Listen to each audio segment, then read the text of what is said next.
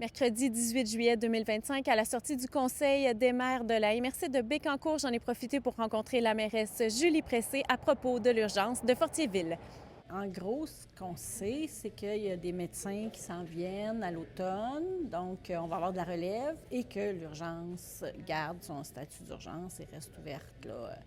Mais pour l'instant, dans sa forme actuelle, là. Donc, pour le moment, il ne faut pas partir en peur non plus. On reste ouvert de 8h à 4h et éventuellement, là, probablement que les services vont être bonifiés là, cet automne avec l'arrivée des médecins. Mais il ne faut pas oublier qu'il faut lui laisser le temps d'arriver puis de s'habituer, etc.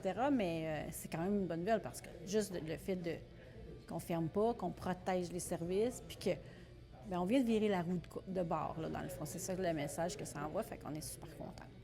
Puis tout le travail derrière ça, bien sûr, vous devez en être fiers. Vous avez été épaulé par tout le monde autour. Oui, oui, vraiment. C'est un travail d'équipe, là. C'est pas juste le travail d'une ou deux personnes, là. Tu sais, moi et Marion, on a travaillé très, très fort sur ce dossier-là, mais c'est vraiment un travail d'équipe. Tu sais, c'est la MRC qui nous a appuyés, c'est la firme qu'on a engagée qui a été vraiment d'une grande aide. C'est les citoyens qui se sont mobilisés, puis il faut vraiment le ramener là, aux citoyens, je pense.